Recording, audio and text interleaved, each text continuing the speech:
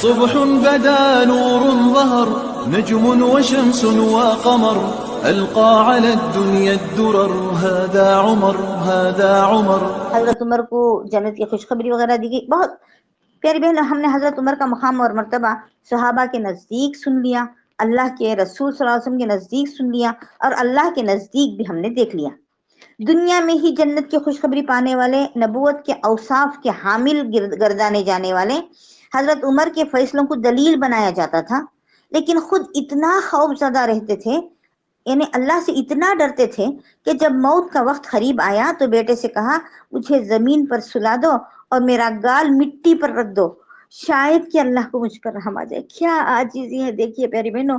مرنے کا قریب آیا تو بیٹے سے کہتے ہیں مجھے زمین پر سلا دے اور میرا گال زمین پر رکھ دے، اللہ رب العالمین کو میری ادا پسند آ جائے اور اللہ مجھ پر رحم کرے اور میں بخشا جاؤں.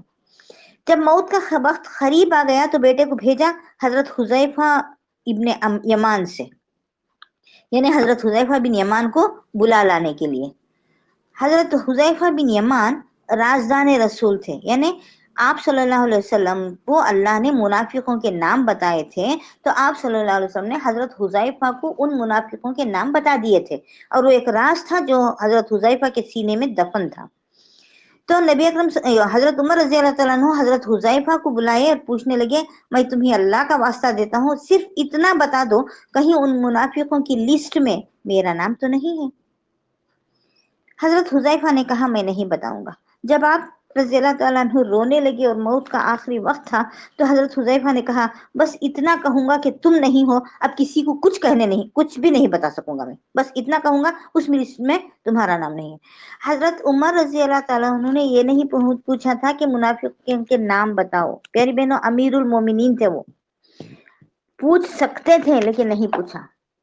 صرف اتنا پوچھا کہ مجھے صرف اتنا بتا دو کہ وہ منافقوں کے لسٹ جو راز نبی صلی اللہ علیہ وسلم نے تمہیں دیا ہے اس میں میرا نام تو نہیں ہے.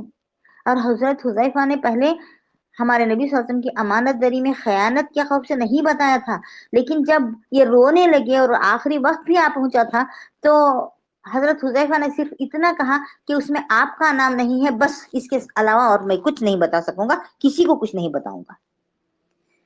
پھر بیٹے سے کہتے ہیں دیکھنا میرے جنازے کی نماز کو حذیفہ آتے ہیں یا نہیں آتے، اگر آتے ہیں تو سمجھ لینا تیرے باپ کی خلاصی ہو گئی، اور اگر نہیں آتے تو تیرا باپ پکڑا گیا. پیاری بہنوں، کتنا خوف تھا منافقت کا، کتنا ڈر تھا منافقت کا.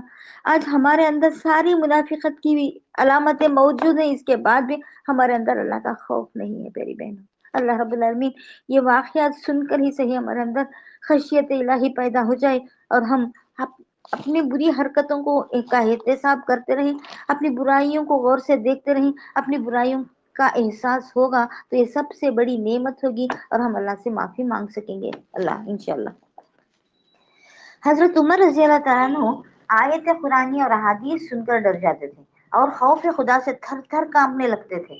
حضرت ام سلمہ نے ایک روایت بیان کی کہ حضور صلی اللہ علیہ وسلم نے فرمایا تھا میرے صحابہ میں ایک شخص ہے کہ میری وفات کے بعد نہ تو مجھے کبھی دیکھے گا اور نہ میں اسے دیکھوں گا. پیاری بہنوں، حضرت ام سلمہ رضی اللہ تعالیٰ عنہ کے سامنے نبی اکرم صلی اللہ علیہ وسلم نے ایک مرتبہ فرمایا تھا کہ میرے صحابہ میں، وہ بھی صحابی ہیں لیکن میرے صحابہ میں ایک شخص ہے کہ میرے انتقال کے بعد نہ وہ مجھے دیکھے گا نہ میں اسے دیکھوں گا، یعنی قیامت میں نہ شفاعت ہوگی نہ سفارش ہوگی نہ حضور صلی اللہ علیہ وسلم کا دیدار ہوگا، کچھ نہیں ہوگا.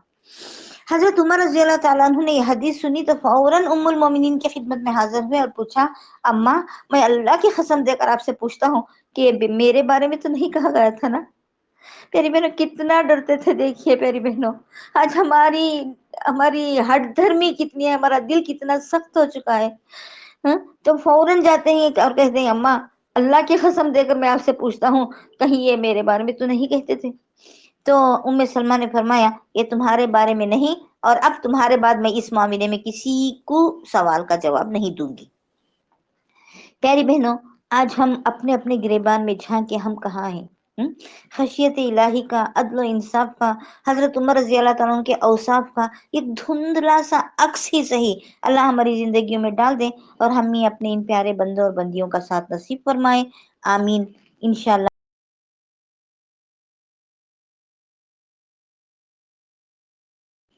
اب ہم حضرت عمر رضی اللہ تعالیٰ عنہ کے خلافت اور شہادت کے بارے میں جانیں گے. پیاری بہنوں، حضرت عمر فاروق رضی اللہ عنہ کی خلافت حضرت ابوبکر صدیق کی وفات کے دوسرے دن سے ہوئی.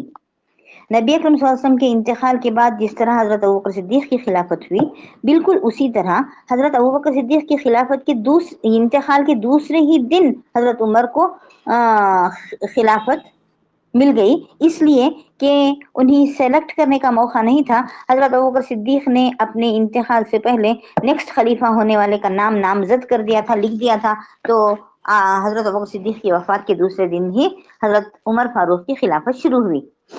نماز فجر کے بعد بیعت عام ہوئی.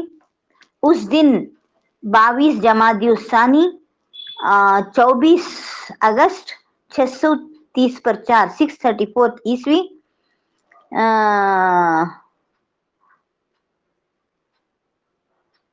خلافت کا پیریڈ 10 سال 6 مہینے 4 دن چلا. کس کا؟ حضرت عمر رضی اللہ عنہ کا. حضرت ابوبکر صدیق کا 2 سال 2 مہینے چلا تھا. حکومت الہیہ کا جو تصور نبی صلی اللہ علیہ وسلم نے پیش کیا تھا، یعنی اللہ رب العالمین کی حکومت کس طرح چلنا ہے، جو نقشہ پیش کیا تھا نبی صلی اللہ علیہ وسلم نے، اس کا عملی جامہ پہنانے والے، اس کے اندر رنگ بھرنے والے، خالی ایک خاکہ کھینچا تھا نبی صلی اللہ علیہ وسلم نے کہ اللہ کی حکومت اس طرح ہوگی، اور اس کے اندر رنگ بھرا تھا حضرت عمر فاروق رضی اللہ تعالیٰ عنہ نے. ان کا پیریڈ پوری ورلڈ ہسٹری کا یہ گولڈن پیریڈ ہے، ان کا ایک سنہرا باب ہے ان کا پیریڈ.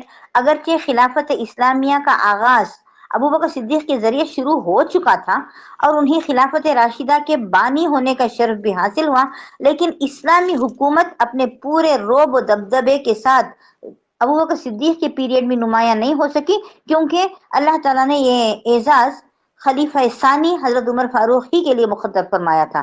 تو ابوبکر صدیق کو موقع ملا، لیکن وقت بہت کم تھا، اور مرتد اور جھوٹے نبوت کے دعوے داروں کی بہت زیادہ الغار ہوئی.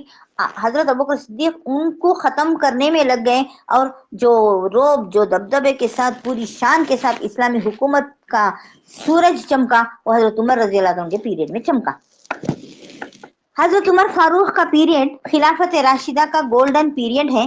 اس زمین پر کئی عظیم ہستیاں گزری ہیں. کوئی سکندر ہے تو کوئی نوشیروان، کوئی جہانگیر تو کوئی ابو حنیفہ، کوئی ابراہیم ادھم تو کوئی تیمور. ان سب میں کچھ نہ کچھ خاص جوہر تھا جو انہیں اس مقام کو پہنچایا.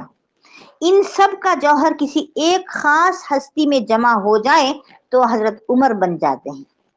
حضرت عمر رضی اللہ تعالیٰ عنہ کی فتوحات الیگزینڈر، سکندر و تیمور، اکبر و نیپولین کی فتوحات سے زیادہ تھی. عراق، مصر، ایران، بحرین، فلسطین، خراسان وغیرہ وغیرہ صرف فتح ہی نہیں ہوئے، بلکہ آج تک اسلامی قبضے میں ہیں، اسلامی مقبوضات بن کر رہ گئے ہیں، اسلامی ممالکت ہی ہیں. آج کے اس موجودہ دور میں 50 سے زیادہ اسلامی ریاستیں صرف حضرت عمر رضی اللہ عنہ کے ذریعے اللہ نے دنیا کو عطا فرمائی. افلاطون اور ارسطو نے ایک اچھی ریاست کا نقشہ پیش کیا تھا، مگر اس کو سچ کر دکھانے والے حضرت عمر رضی اللہ تعالیٰ عنہ تھے. نوشیروان اور جہانگیر کا عدل مشہور تو ہوا، مگر ان کے اور حضرت عمر کے عدل و انصاف میں زمین و آسمان کا فرق ہے. میری ایک بہن نے ایک پرانے اخبار کا ایک کالم مجھے پوسٹ کیا تھا. وہ پرچے کا نام تھا ہریجن. 27/7/1947 کا تھا، وہ یعنی 27 جولائی 1947 کا تھا. انشاءاللہ میں وہ ہمارے گروپ میں ڈالوں گی انشاءاللہ. گاندھی جی کا کوٹیشن ہے. 1947 میں انڈیا میں کانگریس گورنمنٹ بنی. گاندھی جی نے اپنے وزیروں کو سادگی کی زندگی گزارنے کا مشورہ دیتے ہوئے کہا، میں رام چندر اور کرشن جی کا حوالہ نہیں دے سکتا کیونکہ وہ تاریخی ہستیاں نہیں ہیں. میں مجبور ہوں کہ سادگی کی مثال کے لیے ابو بکر اور عمر کے نام پیش کرتا ہوں. وہ بہت بڑی سلطنت کے حاکم تھے، پر انہوں نے فقیروں والی زندگی گزاری تھی. تمام دنیا کی تاریخ میں کوئی ایسا حکمران دکھا سکتے ہو؟ 22 مربع یعنی 22,50,000 پر 1030 میل یعنی تقریباً 23 لاکھ مربع میل پر زمین کو فتح کرنے والے حضرت عمر، لیکن جن کی معاشرت یہ ہو کہ خمیس میں 10 پیوند لگے ہوں، کاندھے پر مشکیزہ رکھ کر غریب عورتوں کے پانی بھراتا ہو، فرش خاک یعنی زمین پر پڑا رہتا ہو، جہاں چاہتا ہو تنے تنہا نکل جاتا ہو، کوئی سیکیورٹی نہیں، کوئی گارڈ نہیں، اونٹوں کے بدن پر اپنے ہاتھ سے تیل ملتا ہو، لگژری نام سے نا آشنا ہو، لیکن پھر بھی وہ روب، وہ دبدبا کہ عرب اور عجم اس کے نام سے لرزتے ہوں، اور جس طرف رخ کرتا ہو زمین ڈھل جاتی ہو۔ سکندر اور تیمور 30 ہزار فوج لے کر نکلتے تھے جب کہیں ان کا روب قائم ہوتا تھا۔ حضرت عمر رضی اللہ تعالیٰ عنہ کے سفر شام کی سواری میں ایک اونٹ کے سوا اور کچھ نہیں تھا، لیکن چاروں طرف غول پڑا تھا، مرکز عالم جنبش میں آ گیا، پوری دنیا تھرا اٹھی، جبکہ صرف حضرت عمر ایک اونٹ پر سوار گئے تھے اور کوئی ساتھ میں نہیں تھا۔ حضرت عمر اور الیگزینڈر سکندر کو ہم تھوڑا سا یہ کریں گے۔ سکندر کی حکومت 10 سال تھی اور حضرت عمر رضی اللہ تعالیٰ عنہ کی خلافت بھی تقریباً 10 سال ہی تھی۔ سکندر نے 10 سال کے عرصے میں تمام جنگوں میں بنفس نفیس شریک ہو کر، خود بھی شریک ہو کر، اپنی منظم فوج کے ذریعے لاکھوں کی جانیں گنوا کر 18 لاکھ مربع میل فتح کیا، اور حضرت عمر رضی اللہ تعالیٰ عنہ نے یہ غیر منظم یعنی کوئی اسلحہ سے بھرپور ٹرینڈ یافتہ اس طرح کی تو فوج نہیں تھی نا، مگر حمیت ایمانی سے بھرپور، ایمان کے جذبے سے بھرپور فوج کے ذریعے چند ہزار جانیں گنوا کر، لاکھوں نہیں چند ہزار جانیں گنوا کر، مدینے میں بیٹھ کر، خود نہیں گئے تھے، ایک جنگ میں بھی حضرت عمر رضی اللہ عنہ نے حصہ نہیں لیا تھا، 23 لاکھ مربع میل کو فتح کیا۔ سکندر کی تمام فتوحات گزرتے ہوئے بادل کی مانند تھی، طوفانی بادل آئے، طوفانی بارش آئی، طوفان اور چل دیے۔ اسی طرح سکندر کی فتوحات اس کے ہاتھوں سے نکلتی چلی گئی، مگر حضرت عمر رضی اللہ تعالیٰ عنہ کی فتوحات آج 1400 سال گزرنے کے باوجود بھی آج عالم کا حصہ ہیں، اسلامی مملکت ہیں، تو اس طرح قائم و دائم ہیں۔ اب تھوڑا سا حضرت ابوبکر صدیق اور حضرت عمر کی خلافت میں کیا مناسبت تھی دیکھتے چلیں گے۔ صدیقی پیریڈ اور فاروقی پیریڈ۔ عہد صدیقی اور عہد فاروقی میں جسم اور جان کی مناسبت ہے۔ حضرت ابوبکر صدیق نے تہذیب حجاز کی بنیاد ڈالی، تو دوسرے یعنی حضرت عمر نے اس کی تکمیل کی، اسے مکمل کیا۔ ایک نے فتوحات کا سلسلہ شروع کیا، حضرت ابوبکر صدیق نے عراق اور شام میں یہ سلسلہ شروع کیا، دوسرے نے اس کو انجام تک پہنچایا۔ حضرت ابوبکر صدیق میں تحمل اور ضبط تھا، تو حضرت عمر میں جوش اور ولولہ۔ حضرت ابوبکر صدیق میں ایثار اور قربانی تھی، تو حضرت عمر میں عدالت اور شجاعت۔ حضرت عمر رضی اللہ تعالیٰ عنہ کا سب سے بڑا کارنامہ حکومت الہیہ کا قیام ہے، یعنی اللہ کے پسندیدہ حکومت کا زمین پر نافذ کرنا اللہ رب العالمین نے حضرت عمر رضی اللہ عنہ کے ہاتھوں سے کروایا۔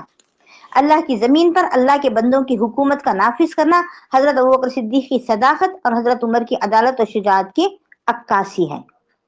اقبال کا یہ شعر، سبق پھر پڑھ صداقت کا، عدالت کا، شجاعت کا، لیا جائے گا تجھ سے کام دنیا کی امامت کا۔ آج بھی کسی کے اندر یہ اوصاف رونما ہو جائیں تو دنیا کی امامت اللہ اس کے مقدر میں لکھ دے گا۔ حضرت ابوبکر صدیق نے اپنے لیے خلیفۃ الرسول کا لقب اختیار کیا تھا، لوگ آپ کو خلیفۃ الرسول کہہ کر پکارتے تھے۔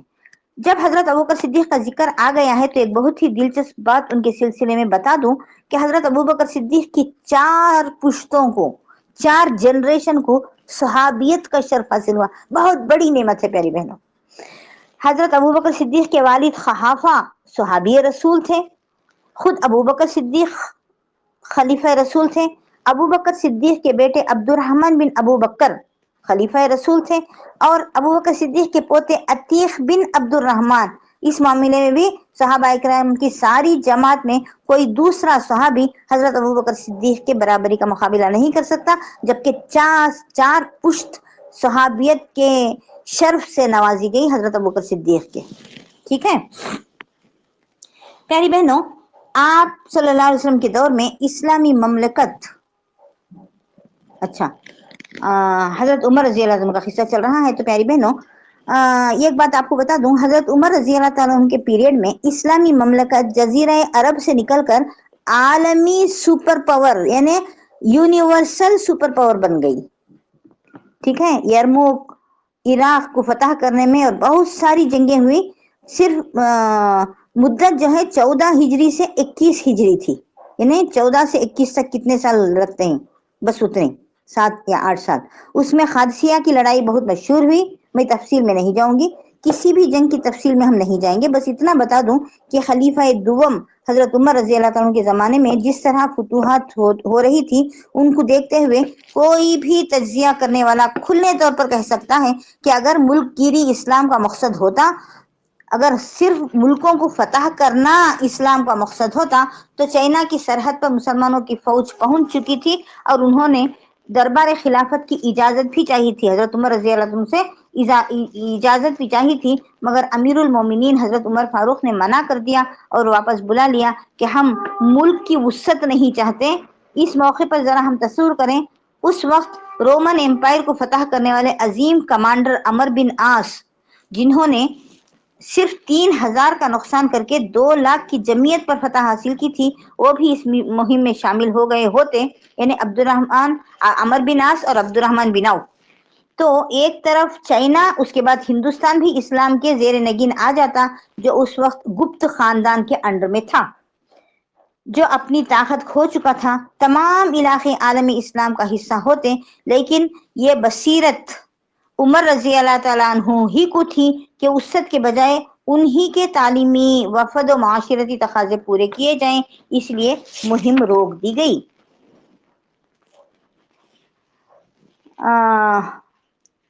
एक हदीस है, खाला रसूलुल्लाह सल्लल्लाहु अलैहि वसल्लम, कुल आमन्तु बिल्लाहि फस्तकीम, कहो मैं ईमान लाया अल्लाह पर, फिर उस पर जम जाओ। सही बुखारी की हदीस है, हजरत अनस रजी अल्लाह ताला ने फरमाया, कोई शख्स ईमान की लज्जत, ईमान की मिठास, ईमान की शीरीनी को हासिल नहीं कर सकता जब तक कि उसके अंदर ये सिफात, ये क्वालिटीज ना हो। पहला, वो अपने मुसलमान भाई से सिर्फ अल्लाह के लिए मोहब्बत करे। दूसरा, कुफ्र में लौटने से वो आग में फेंके जाने को ज्यादा पसंद करे। तीसरा, उसे सबसे ज्यादा मोहब्बत अल्लाह और उसके रसूल से हो। प्यारी बहनों, हजरत उमर रज़ी अल्लाह तआला की मोहब्बत अल्लाह और उसके रसूल से कैसी थी होंगी, अल्लाह के साथ ताल्लुक वो कैसा मजबूत था होगा कि हजरत उमर के दिल की धड़कन अल्लाह का कलाम बन गई। और हमने देख लिया कि हजरत उमर रज़ी अल्लाह तआला अन्हु का मकाम रब्बुल इज्जत के नजदीक क्या था। ठीक है प्यारी बहनों, सीरिया जिसे शाम कहते हैं, उसका कुछ हिस्सा मैंने आपको बताया था, शुरुआत हजरत अबू बकर सिद्दीक ने की थी, तकमील हजरत उमर रज़ी अल्लाह अन्हु के हाथों हुई। तो सीरिया का कुछ हिस्सा हजरत अबू बकर सिद्दीक के पीरियड में फतह हो चुका था। उसका कैपिटल सिटी जो दारुल सल्तनत कहते हैं, दमिश्क का मुहासिरा खालिद बिन वलीद किए हुए थे कि हजरत अबू बकर सिद्दीक का इंतकाल हो गया।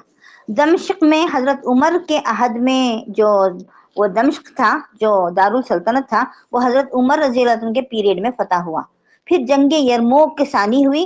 इस जंग का मुख्तसर सा पिक्चर में आपके सामने रखते हुए हम बैतुल मक़दस की फतह की तरफ जाएंगे। ठीक है प्यारी बहनों, जितनी भी जंगें हुए तमाम सहाबा इकराम ने लड़ी थी, सिर्फ कमांडिंग अपनी जगह बैठकर हजरत उमर करते थे। हजरत उमर अपनी जगह छोड़कर कभी उनके साथ नहीं गए।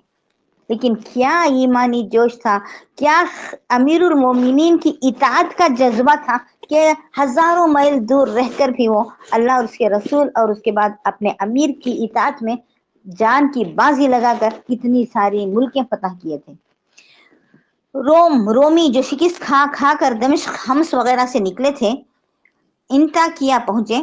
हिराक्लस हरखुल से फरियाद की कि अरब ने तमाम शाम को, तमाम सीरिया को पामाल कर दिया है। हरखुल ने उनमें से चंद होशियार और मुअज़्ज़िज़ आदमियों को दरबार में तलब किया और कहा कि अरब तुमसे जोर में, जमीयत में, साजो सामान में, हथियार वगैरह में कम है, फिर तुम उनके मुकाबले में क्यों नहीं ठहर सकते। इस पर सब ने सर झुका लिया और किसी ने कुछ जवाब नहीं दिया। लेकिन एक तजुर्बाकार बूढ़े ने अर्ज किया कि अरब के अखलाक हमारे अखलाक से अच्छे हैं। وہ رات کو عبادت کرتے ہیں اور دن کو روزہ رکھتے ہیں، کسی پر ظلم نہیں کرتے، آپس میں ایک سے ایک برابری کے ساتھ ملتا ہے۔ ہمارا یہ حال ہے کہ شراب پیتے ہیں، بدکاریاں کرتے ہیں، وعدے کی پابندی نہیں کرتے، اوروں پر ظلم کرتے ہیں۔ اس کا یہ اثر ہے کہ ان کے کام میں جوش اور استقلال پایا جاتا ہے، اور ہمارا جو کام ہوتا ہے ہمت اور استقلال سے خالی ہوتا ہے۔ یہ جواب تھا اس بوڑھے تجربہ کار کا جو انہی میں سے تھا۔ پیاری بہنوں، اب ہم آتے ہیں قبلہ اول بیت المقدس کی فتح کی طرف۔ بہت ہی انٹرسٹنگ ہے، بہت ہی دل کو چھو لینے والا ہے، زمینوں کو ہلا دینے والا ہے۔ میں نے آپ کو بتایا تھا کہ حضرت عمر رضی اللہ تعالیٰ عنہ کے پیریڈ میں تقریباً 23 لاکھ مربع میل زمین فتح ہوئی، لیکن آپ کو سن کر تعجب ہوگا کہ ایک جنگ میں بھی حضرت عمر نے حصہ نہیں لیا، لیکن نبی صلی اللہ علیہ وسلم کی تربیت یافتہ صحابہ اکرام کی اتنی بہترین ٹیم ملی تھی حضرت عمر کو رضی اللہ تعالیٰ عنہ کو، اور ان کے قائد کمانڈر ان چیف حضرت عمر بھی اتنے تجربہ کار، متقی اور زیر رخ تھے کہ آپ رضی اللہ تعالیٰ عنہ کو کسی سے کیا کام لینا اچھی طرح آتا تھا۔ یہ سچ ہے کہ حضرت عمر خود سارا کام نہیں کر سکتے تھے، لیکن جن لوگوں سے کام لیتے تھے ان میں سے کسی کے پابند نہیں تھے۔ وہ حکومت کو اس طرح چلاتے تھے کہ جس پرزے کو جہاں سے چاہا نکال لیا اور جہاں چاہا لگا دیا۔ ٹھیک ہے؟ اچھا پیاری بہنوں، قبلہ اول بیت المقدس کی فتح۔ حضرت عمر بن عاص جو فلسطین کی مہم پر متعین ہوئے تھے، انہوں نے 16 ہجری 630 پر 636 عیسوی میں بیت المقدس کا محاصرہ کر لیا۔ اسی اسنا میں حضرت ابو عبیدہ بن جراح بھی اپنی جنگوں سے جو ڈیوٹی ڈالی گئی تھی اس سے فارغ ہو کر شریک ہو گئے۔ وہاں کی عیسائیوں نے صلح کی خواہش کی۔ ہوا یہ تھا کہ ارطبون جو ایک فریب کار اور دھوکے باز رومی سپہ سالار تھا، وہ حکمران بنا ہوا تھا۔ صحابہ اکرام نے جب بتایا کہ وہ ایسا ہے تو حضرت عمر نے ہلکے سے تبسم کے ساتھ جواب دیا، رومی ارطبون کے مقابلے میں ہمارا عربی ارطبون پہنچے گا، دیکھیں کون بازی لے جاتا ہے۔ حضرت عمر بن عاص کے بارے میں کہا تھا حضرت عمر نے کہ عربی ارطبون ہے ہمارا عمر بن عاص۔ ٹھیک ہے؟ حضرت عمر نے واقعتاً ابن عاص میں تدبر، حکمت اور سیاسی چالیں چلنے میں اپنا ثانی رکھتے تھے، دیکھ لیا تھا۔ تو حضرت ابن عباس فلسطین کی مہم کے لیے سلیکٹ ہوئے اور انہوں نے 16 ہجری میں وہ فتح کر لیا تھا۔ ٹھیک ہے؟ تو ارطبون نے پیغام دیا، ہم اطاعت پر راضی ہیں بشرطے کہ تمہارے امیر یعنی امیر المومنین مدینے سے تشریف لا کر ہمارے ساتھ معاہدہ کریں، یعنی ہم صلح کر لیں گے، لیکن شرط یہ ہے کہ تمہارے ہاتھوں صلح نہیں ہوگی، تمہارا امیر مدینے سے آئے اور معاہدہ کریں تو ہم صلح کے لیے تیار ہیں۔ تو پیاری بہنوں، جب امیر المومنین حضرت عمر کو یہ اطلاع پہنچائی گئی تو آپ رضی اللہ تعالیٰ عنہ مدینے سے روانہ ہوئے۔ آپ چاہتے تھے کہ عیسائی جو اہل کتاب تھے ان کے دلوں پر اسلام کا نقش بٹھا دیں اور انہیں مسلمانوں کی عظمت، برتری، جلال کا بھی قائل کر دیں۔ اسلام کی نگاہ میں عظمت اور جلال اور بزرگی اور برتری کے تصورات وہ نہیں ہیں جو عام انسانی ذہن معاشرت میں بے جا اضافی اور آرٹیفیشل تکلفات سے پیدا کرتے ہیں، اچھے لباس، اچھی سواریوں کے ذریعے ظاہر کرتے ہیں، اس طرح کھوکھلی اور جھوٹی عزت منوانا چاہتے ہیں۔ پیاری بہنوں، اس کا مشاہدہ اچھی طرح ہمیں ہو گیا ہے کہ ہمارا حکمران کس طرح ہمارے ہی خون پسینے کی کمائی سے ایک ایک لباس لاکھوں میں بنواتا ہے۔ یہ جھوٹی شان ہے پیاری بہنوں، اصل برتری نہیں ہے۔ میں آپ کو یہ مثال دے کر حضرت عمر کی طرف آؤں گی، اور آپ دیکھتے ہیں کہ آج کا ہمارا حکمران کا ایک ایک جوڑا لاکھوں روپیوں میں ہوتا ہے، اور جب وہ ایک بار پہنتا ہے نا تو کہا جاتا ہے کہ پھر وہ زندگی میں دوسرے کو تو نہیں پہنتا۔ ٹھیک ہے؟ امیر المومنین سے زیادہ اسلامی فلسفے سے کون واقف ہو سکتا ہے؟ جب حضرت عمر رضی اللہ عنہ روانہ ہوئے تو ساتھ میں نہ سیکیورٹی تھی، نہ باجے تاشے تھے، نہ ہٹو بچو والی کیفیت تھی، جسم پر کم قیمت لباس تھا جس کی قیمت چند درہم سے زیادہ نہ ہوگی، ادنا درجے کے گھوڑے پر سوار تھے، یعنی معمولی سا گھوڑا، اس کے پیر کے نیچے کے نال گھس گئے تھے، وہ جو نیچے نال ڈالتے ہیں نا لوہے کے، گھس گئے تھے، اس وجہ سے وہ پیر کو جھٹکا سا لگتا تھا घसीट घसीट कर चलता था वो घोड़ा लिया। बेसरो सामानी की हालत का अंदाजा इससे हो सकता है कि साथ में खीमा तक नहीं लिया। हालांकि सफर जाने और आने में मदीने से बैतुल मुक़द्दस का सफर 2 महीने लगता था। दौरान सफर दरख्तों के साये में ठहर जाते थे। एक वक्त की रोटी और कुछ खजूरें राशन में रख ली थी। गुलाम सालिम था और 2-4 न्याजमंद सहाबा इकराम ने दरखास्त की कि हमें भी ले चलें, तो उन्हें भी साथ ले लिया। प्यारी बहनों, ये था 7वीं सदी ईस्वी के निस्फ अव्वल के जमाने का वो फरमारवा जिसकी रैयत 23 लाख मुरब्बा मील के 6-7 मुल्कों में फैली हुई थी, जो उस जमाने के 2 सुपर पावर मुल्क ईरान और रोम को अपने कब्जे में ले चुका था। और इन तमाम मुल्कों में एक आदमी भी बेनवा, महरूम और गरीब ना था। जब सफर शुरू हुआ तो हजरत उमर रजी अल्लाह तआला अन्हु ने गुलाम से तय किया कि इतने मील मैं सवारी पर बैठूंगा और तुम पैदल चलोगे, और फिर इतने मील तुम सवारी पर बैठना, मैं पैदल चलूंगा। चूंकि घोड़ा अदना दर्जे का लागर घोड़ा था, दोनों एक वक्त नहीं बैठ सकते थे। तो सफर शुरू हुआ।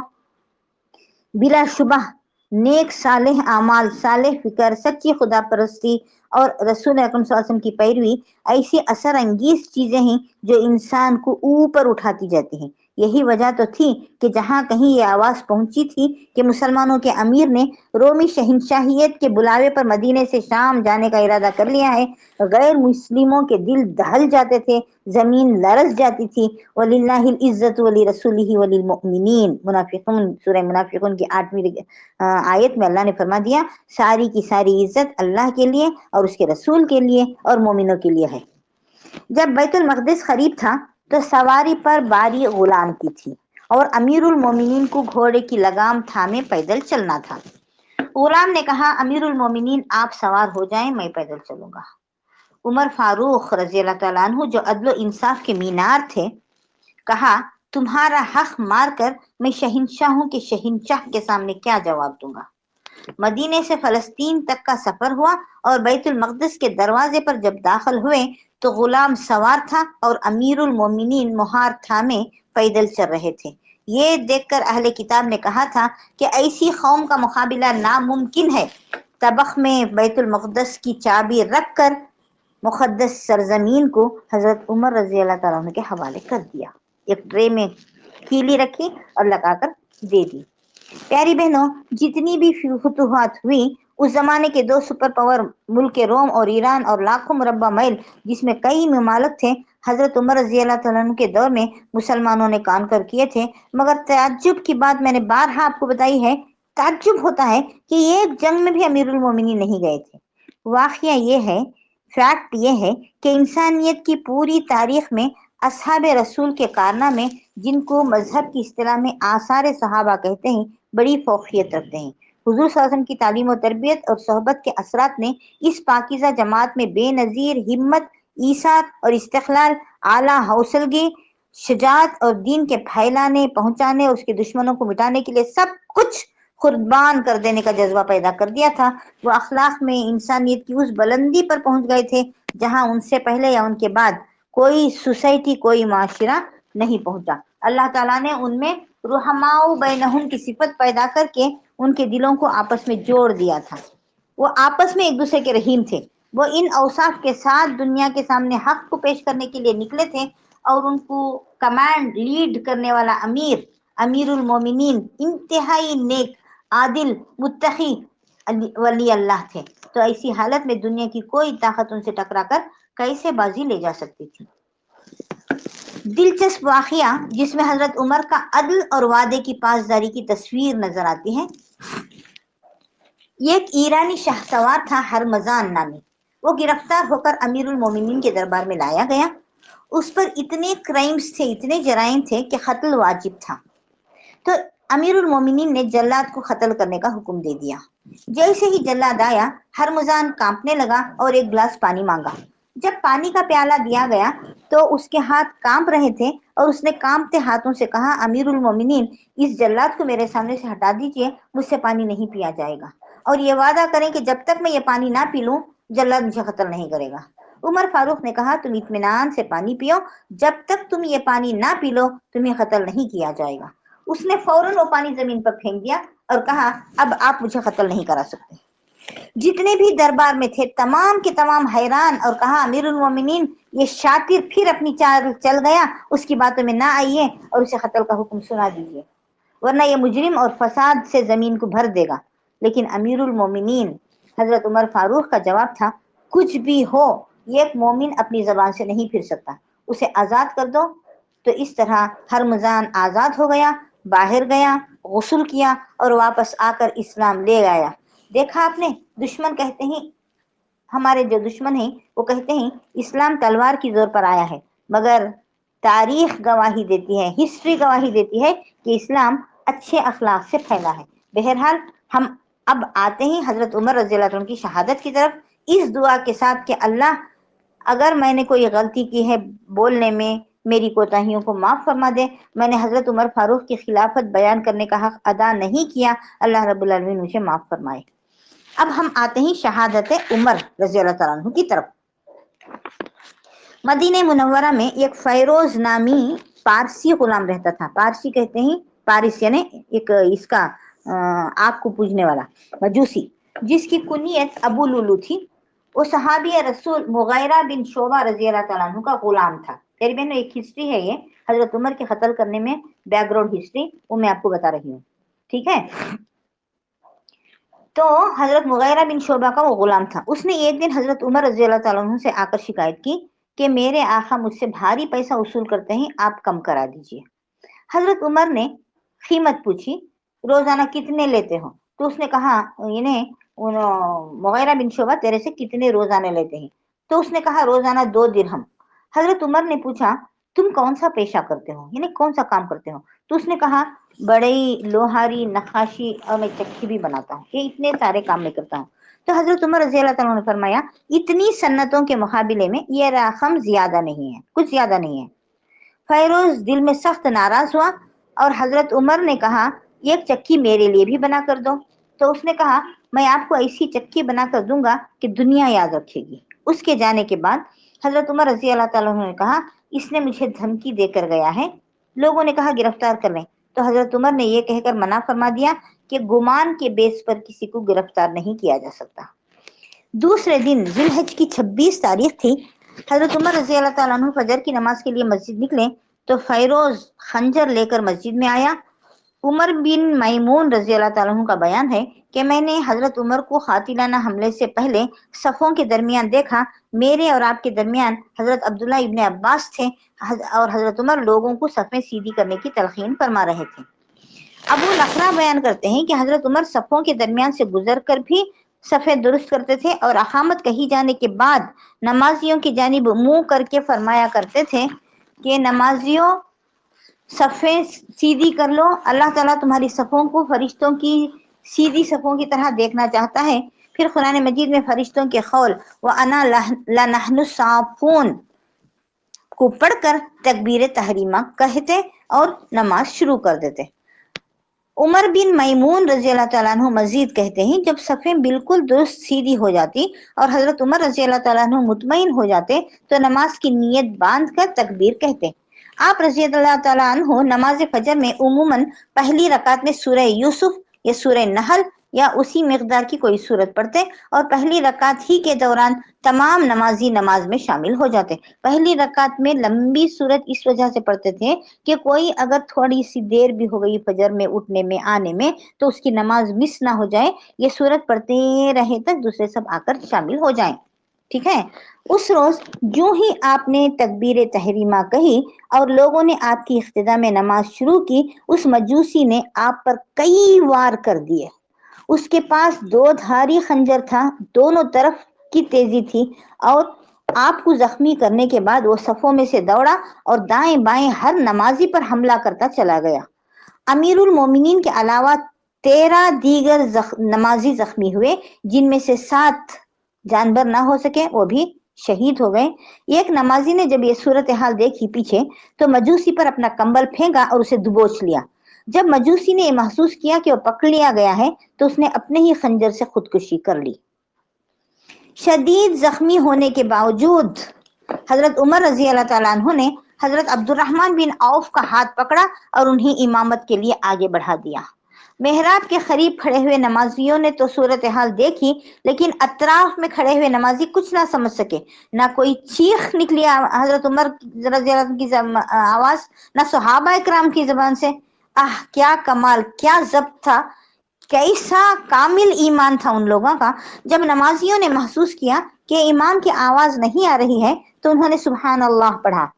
عبد الرحمن بن عوف رضی اللہ تعالیٰ عنہ نے دو چھوٹی صورتیں سورہ کوثر اور سورہ نصر پڑھ کر نماز مکمل کر دی۔ جب سلام پھیرا جا چکا تو حضرت عمر نے کہا، اے ابن عباس، دیکھو مجھ پر کس نے حملہ کیا ہے۔ وہ فوراً اٹھ کر گئے اور واپس آ کر بتایا، مغیرہ ابن شعبہ کے غلام نے حملہ کیا ہے۔ حضرت عمر نے فرمایا، اچھا، وہ اپنا کام کر گیا، اللہ اسے ہلاک کر دے۔ میں نے اس کے بارے میں نیکی کا حکم دیا تھا اور اس نے مجھے یہ صلہ دیا۔ اللہ کا بے انتہا شکر احسان ہے کہ میرا قاتل کوئی مسلمان نہیں ہے۔ پیاری بہنوں، اس وقت بھی مسلمانوں کے لیے کتنی خیر خواہی تھی۔ حضرت عمر یہ نہیں چاہتے تھے کہ کوئی مسلمان کوئی غلط کام کرے، تو شکر بجا لاتے ہیں کہ چلو اللہ کا شکر ہے کسی مسلمان کے ہاتھوں میں قتل نہیں ہوا، میرا قاتل کوئی مسلمان نہیں ہے۔ پھر حضرت عمر رضی اللہ عنہ کو اٹھا کر گھر لے جایا گیا۔ لوگ پریشان اور پراگندہ حال تھے۔ حضرت عمر نے اپنے بیٹے عبداللہ بن عمر کو بلایا اور فرمایا، دیکھو میرے ذمے کوئی خرچ تو نہیں ہے۔ انہوں نے حساب کیا اور تقریباً 80 پر 6000 درہم خرچ تھا۔ حضرت عمر رضی اللہ عنہ نے فرمایا، اگر آل عمر کے پاس مال ہو تو قرض ادا کر دے، اگر پھر بھی باقی رہ جائے تو بنو عدی سے مال لے کر ادا کر دیا جائے، اگر پھر بھی باقی رہے تو قریش سے مانگا جائے، قریش کے علاوہ کسی سے مت مانگنا۔ قرض کی ادائیگی حضرت عمر رضی اللہ عنہ کے گھر ہی سے کر دی گئی، یعنی اتنا پیسہ تھا ان کے پاس۔ پھر اپنے بیٹے سے کہا، اے عبداللہ، ام المومنین حضرت عائشہ رضی اللہ تعالیٰ عنہ کے پاس جاؤ اور ان سے کہو، عمر آپ کو سلام کہتا ہے، میرے نام کے ساتھ امیر المومنین نہ لگانا، کیونکہ آج سے میں امارت کی ذمہ داری ادا نہیں کر سکتا، اس لیے مجھے امیر کہنے کا کوئی حق نہیں ہے، امیر سننے کا کوئی حق نہیں ہے۔ سلام کرنے کے بعد عرض کرنا، عمر ابن خطاب آپ سے اجازت مانگتا ہے کہ اپنے دونوں دوستوں کے پاس خبر کی جگہ مل جائے۔ حضرت عبداللہ ابن عمر حضرت عائشہ کے پاس پہنچے تو دیکھا کہ وہ زار و خطار رو رہی تھی۔ انہوں نے حضرت عمر کا سلام پہنچایا اور ان کی خواہش بھی خدمت اقدس میں پیش کی۔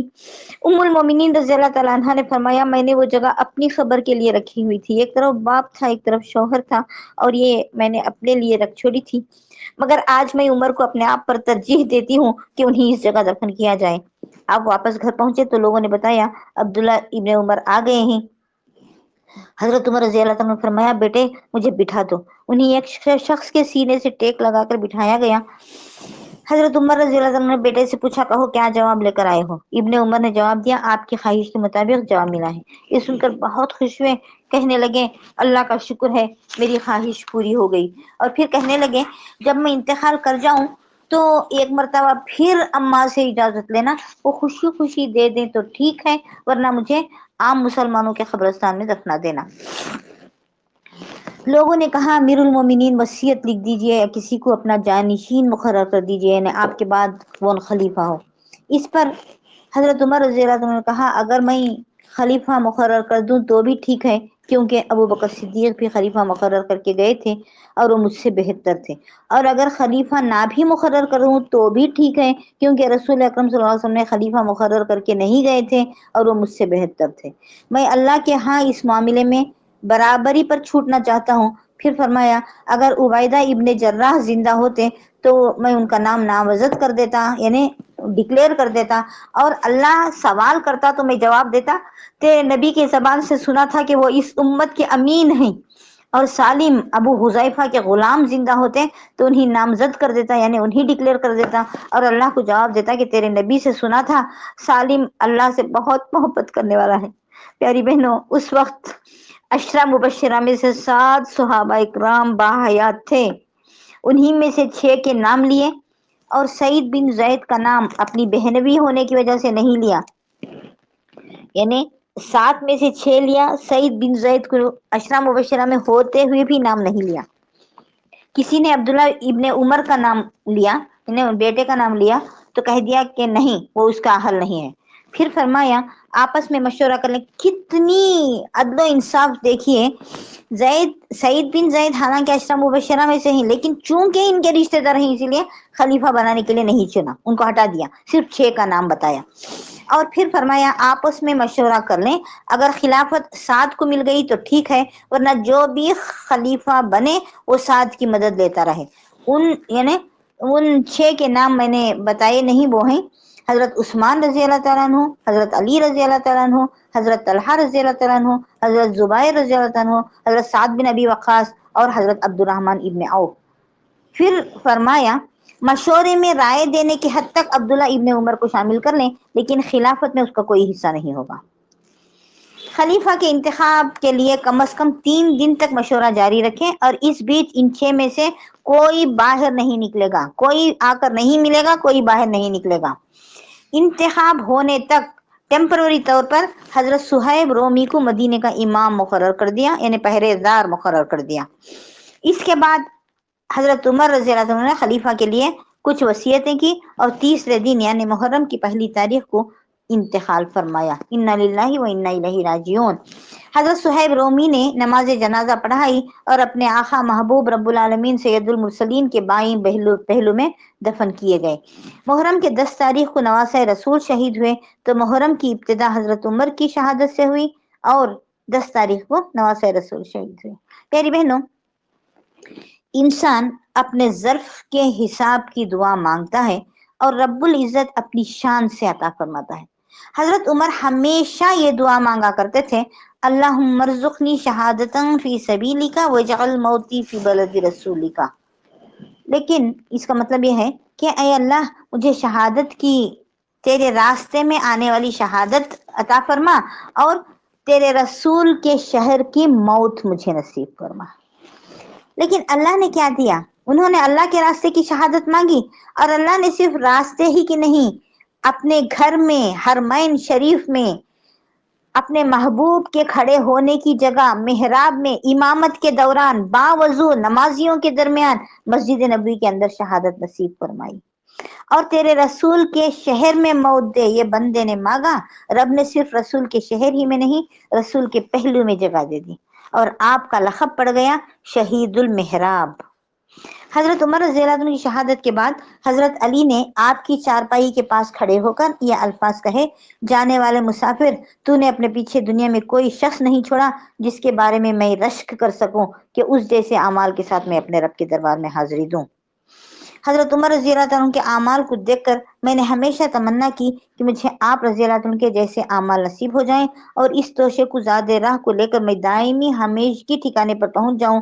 کیونکہ میں نے نبی اکرم صلی اللہ علیہ وسلم سے اکثر سنا کرتا تھا، یہ حضرت علی رضی اللہ عنہ کے الفاظ ہیں، میں نبی کی زبان اقدس سے ہمیشہ اکثر سنا کرتا تھا، میں آیا اور ابو بکر اور عمر آئے، یا میں داخل ہوا ابو بکر اور عمر داخل ہوئے، میں نکلا ابو بکر اور عمر نکلے. مجھے یہی امید تھی کہ تم اپنے محبوب ساتھیوں حضور اور ابو بکر سے جا ملو گے، اب تم ان سے ملنے چلے گئے ہو. حضرت علی حضرت عمر پر رشک کرتے تھے، اور حضرت عمر حضرت ابو بکر پر. کیا سنہرا دور تھا، کیا سنہرا دور تھا، کیا صالحین کی جماعت تھی. اللہ اکبر. آج ایک دوسرے کی ٹانگ کھینچی جا رہی ہے، ایک دوسرے کو گرانے کی کوشش کی جا رہی ہے، لیکن الحمدللہ یہ سنہرا دور، اللہ کرے ایک بار پھر سے ہماری اصلاح ایسی ہو جائے کہ سنہرا دور پھر سے پلٹ آئے، اور اللہ رب العالمین ہم تمام کو ان تمام نیک بندوں میں شامل فرما دے جو آپ اللہ رب العالمین کو پسند تھے، جن سے اللہ راضی تھا، جو اللہ سے راضی تھے. تو یہ حضرت عمر رضی اللہ عنہ کا کے سیرت تو نہیں بتاؤں گی، ان کے چند مختصر سے کارنامے میں نے آپ کے سامنے گنائے ہی. اللہ رب العالمین قبولیت عطا فرمائے، آمین. وآخر الدعوانا ان الحمدللہ رب العالمین.